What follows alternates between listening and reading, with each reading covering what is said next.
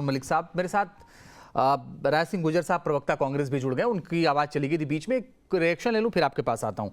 राय सिंह गुर्जर साहब, रमन मलिक साहब को भरोसा नहीं है, वो कह रहे हैं कि इतनी सीटें नहीं आएंगी जो एग्जिट पोल में दिख रही हैं, और वो ये कह रहे हैं इंतजार करिए 8 तारीख तक। ठीक बात है सर, ठीक है। देखिए, हाँ, देखिए रमन मलिक जी को अभी 2 दिन के बाद पूरी तस्वीर परिणाम के रूप में सामने होगी, तब ये स्वीकार करें। एक बात। दूसरी बात, हमारी जो आपकी बातचीत जारी थी, आपने कहा कि मैं आपको बधाई दूं। मैं स्वीकार करता हूं कि प्रदेश की जनता को आप बधाई दें, जिन्होंने 10 वर्ष के कुशासन को अंत करने के लिए किसान ने, मजदूर ने, व्यापारी ने, युवा नहीं ने, सर, प्रदेश की जनता को तो मैं वैसे भी बधाई दे दूंगा, उन्होंने जो भी फैसला लिया होगा। मैंने आपसे इसलिए पूछा था कि अगर उन्होंने आपके पक्ष में फैसला लिया है तो आपको बधाई दी जाए, वरना जनता को तो बधाई है ही जो उन्होंने फैसला लिया, चाहे आपके पक्ष में लिया हो चाहे उनके पक्ष में लिया हो।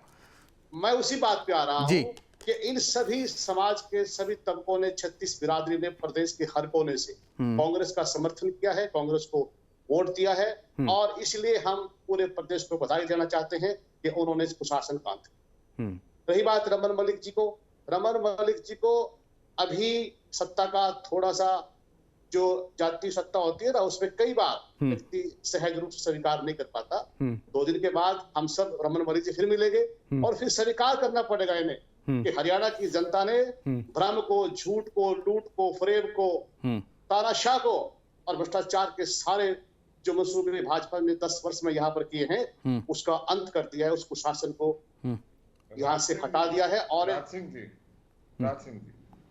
आदरणीय महोदय, मैंने इस प्रोग्राम में, पता नहीं आपने सुना या नहीं सुना, मैंने अपना एक आंकलन दिया। नहीं, मैं आपकी स्पष्टता की दाद देता हूं रमन जी। ऐसे कम नेता होते हैं, ऐसे कम नेता होते हैं सर, ऐसे कम नेता होते हैं रमन जी, ऐसे कम नेता होते हैं जो ये कहते हैं कि मेरा आकलन है और अगर मेरा आकलन गलत हुआ तो मैं 8 तारीख को माफी मांग लूंगा। ऐसे कम लोग होते हैं, और ऐसे कम लोग होते हैं। मैं आपकी तारीफ कर रहा हूं, बल्कि मैंने आपको ये भी बोला कि जब मैंने लोकसभा के बाद इस चुनाव में हम गए हैं और आकलन कराया, तो मैंने कितनी सीटें बोली अपने लिए? 15 सीटें की बात मैंने आपको बोली। ठीक बात है कि मैं 15 सीटों से स्टार्ट करा था अपने आप को। वाली बात को नहीं सुन पाया। ये वो होता है, रमन मलिक जी बड़े हृदय वाले व्यक्ति हैं, अगर स्वीकार कर लेते हैं तो इनको साधुवाद है, इनका धन्यवाद है कि ये भी। रमन जी, आवाज राय सिंह गुर्जर साहब की थी, मेरी नहीं है। देखिए, मैं वही बोल रहा हूं आपको बार बार कि मेरा अपना आंकलन है। मैंने जब ये चुनाव स्टार्ट हुआ, लोकसभा चुनाव के बाद, तो मैं अपने आप को, अपनी पार्टी को 15 सीटों के ऊपर विजय होता देख रहा था। जिस प्रकार की हवा, जिस प्रकार की स्टेटमेंट्स, जिस प्रकार का एक परिदृश्य दिखाया जा रहा था, उसके बाद चुनाव बिल्टअप हुआ है, और चुनाव बिल्टअप होने में इस देश के अंदर सबसे पहला राज्य हरियाणा बन गया, जिसने 23 की 23 फसलों पे MSP देने का ऐलान कर दिया। ऋण माफी भी हो गई, अग्निवीर के लिए हॉरिजॉन्टल वर्टिकल दोनों जो आरक्षण था वो भी हुआ।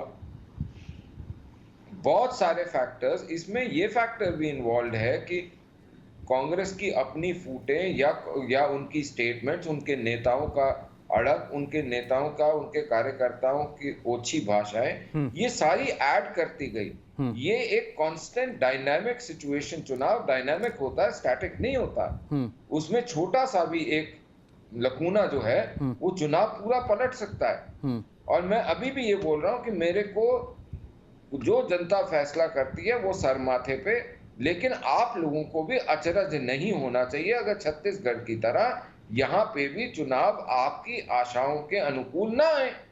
आप तब ईवीएम को गाली मत देते रहिएगा। राय सिंह गुर्जर जी, देखिए रमन मलिक जी, हरियाणा की जनता बड़ी स्पष्ट है, बड़ी बहादुर है, निर्भीक है, विवेक। वो किसी भी प्रकार से छत्तीसगढ़ की कमजोर है नहीं, इस प्रकार से आप जो बात करें, उन्होंने स्पष्ट कर दिया है, उन्होंने साफ कर दिया है। चाहे वो चुनाव प्रक्रिया के दौरान हमने देखा, चाहे उससे पहले देखा, और आज मतदान के दिन भी देखा कि हरियाणा की जनता ने भाजपा को शासन से हटा दिया। दूसरी बात, हम फिर भी लोकतांत्रिक व्यवस्था में विश्वास रखते हैं। हम समझते हैं के परिणाम अभी 8 तारीख को सुबह जब आने से शुरुआत होगी। तो ये तय है, जो आकलन, जो इस प्रकार की बातें आप पूर्वाग्रह के आधार पर भाजपा की कहीं ना कहीं कुछ व्यवस्था बदल सकती है, वो होने वाला नहीं है। यहाँ साफ हो चुका है कि प्रदेश के अंदर 36 बिरादरी के भाईचारे की और हर वर्ग के तबके के साथ जनहित के मुद्दों को लेकर जो जनता ने फैसला किया है वो कांग्रेस के पक्ष में दे दिया। रमन मलिक जी, एक सवाल मेरा आपसे है कि आपने कहा कि लोकसभा के बाद आपको ये लग रहा था कि 15 सीटें आएंगी, लेकिन उसके बाद ये समीकरण बदल गया। अब आपको क्या लगता है कितनी आएंगी? मेरे को ऐसा लगता है कि अगर मेरे कैलकुलेशन ठीक है, अगर गलत है तो कंप्लीटली रॉन्ग होऊंगा, लेकिन अगर मेरी कैलकुलेशन सीट वाइज ठीक है और एरर ऑफ जजमेंट ले लूं, तो मेरे को ऐसा नजर में आता है कि कहीं ये आंकड़ा 2014 से ऊपर ना चला जाए। 2014 में हमारी 47 सीटें थी, क्योंकि ये जो परमिटेशन कॉम्बिनेशन हो रहा है, ये चुनाव आप अगर जब आपके पास फाइनल, आप आज पूरे दिन की रिपोर्टें आपके पास आ रही होंगी, जिस शिद्दत के साथ छोटी पार्टियों ने, छोटे गठबंधनों ने भी ये चुनाव लड़ा है, आप उसको डिस्काउंट नहीं कर सकते। अगर आप ये समझे कि भाजपा और कांग्रेस ही चुनाव लड़ रही थी जैसे कई स्टेटों में हुआ है, तो यस, ऐसा नहीं हुआ। हरियाणा के अंदर इस बारी आईएनएलडी ने अपना पूरा जोर बीएसपी के साथ लगाया, अपना दुष्यंत चौटाला ने चंद्रशेखर रावत के साथ लगाया। आम आदमी पार्टी के मेरे ख्याल से 85 कैंडिडेट थे, उसमें से 80 ने बहुत जोर से इलेक्शन लड़ा अपना। मैं ये नहीं बोल रहा कि जी बराबर बट रहा है वोट, क्या हो रहा है, अभी हम वोट के स्प्लिट पे नहीं जाते, लेकिन हाँ, इन 6 के 6 कोनों में, जो मैंने आपको शुरू में भी बताया, क्योंकि कहीं कांग्रेस के बागी, कहीं हमारे बागी और कहीं कोई और इंडिपेंडेंट, उन्होंने भी अच्छा इलेक्शन लड़ा है। तो 6 जगह अच्छा इलेक्शन जब लड़ा जाता है तो मार्जिन्स छोटे होते हैं और जो स्कोप ऑफ एरर होता है इन एग्जिट पोल्स वो बढ़ जाता है। और उसका फर्क जो होता है, उसमें ये आ जाता है फर्क कि डिसीजंस जो हैं वो छोटे मार्जिन से जनता पलट देती है, जो अमूमन एक परसेप्शन के डिसीजंस होते हैं। ओके सर, ठीक है। राय सिंह गुर्जर साहब, मुझे एक चीज़ बताइएगा, और ये बहुत ज़्यादा चर्चा हो रही है इसकी, कि आम आदमी पार्टी के साथ आपके गठबंधन होने की चर्चाएं बहुत तेज थी और ये हर तरह की शायद गठबंधन हो जाएगा, लेकिन नहीं हो पाया, चुनाव से ठीक पहले नहीं हो पाया। अगर ज़रूरत पड़ती है आपको तो किसके साथ जाएंगे आप? देखिए, अभी परिणाम जब सामने होंगे और अंतिम रिजल्ट जब प्रदेश के लोगों के सामने, आप सबके हमारे सामने होगा, उस समय इन प्रश्नों का हम उत्तर दे सकते हैं, अगर ऐसी व्यवस्था बनी।